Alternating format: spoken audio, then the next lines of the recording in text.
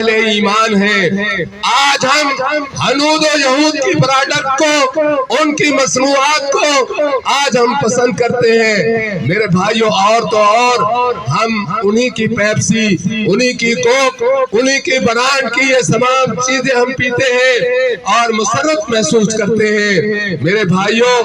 اس میں تو سچی بات یہ ہے کوئی زور نہیں لگتا، بلکہ اس سے آپ کی صحت محفوظ رہتی ہے، اس سے آپ کا کمایا ہوا پیسہ بھی محفوظ رہتا ہے، اور یہ ایک غیر محسوس جنگ ہے جو اہل پاک کے بعد ہم پیپسی اور کوک اور یہ ساری چیزیں اپنے اوپر حرام کر دیں۔ میں سمجھتا ہوں کہ اگر اتنا بھی فیصلہ کر لے تو یہود اور ہنود اپنی موت آپ مر جائیں میرے بھائیوں۔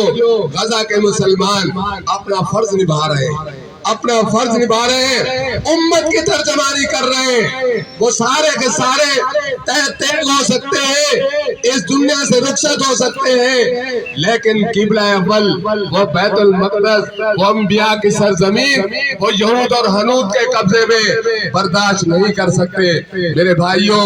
آج پاکستانی قوم کا، آج پاکستانی حکمرانوں کا امتحان ہے کہ وہ بلک رہے ہیں، وہ شیرخوار بچے وہ پکار رہے ہیں کہ کوئی ہے جو محمد بن قاسم بن کے آئے، کوئی ہے جو ہمیں بچا سکے۔ پکار کر کہہ رہے ہیں ربنا اخرجنا من هذه القرية الظالم اهلها، اے اللہ اس ملک کے باشندے، اس بستی کے لوگ بڑے ظالم ہیں، ہمیں اس ظلم سے نجات عطا فرما میرے بھائیوں۔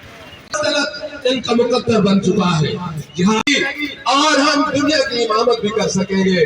میری آپ تمام آپ دیکھیں 18 ماہ یہ 13 جماعتیں پی ڈی ایم یہ اقتدار کی رسہ کشی میں مصروف رہی ہیں، اور آج بھی جہاں غزہ لہو لہو ہے ان کے منہ سے صرف اتنی بات بھی حمایت کی نہیں نکلی کہ یہود اور ہنود اور امریکہ اور اسرائیل ان پر ظلم کر رہا ہے، اتنی کسی بات بھی کہنے کی یہ جرت نہیں کرتے۔ ترازو ہار گیا، لیکن واللہ خدا کی قسم ترازو کبھی ہار نہیں سکتا، حق والے کبھی ہار نہیں سکتے۔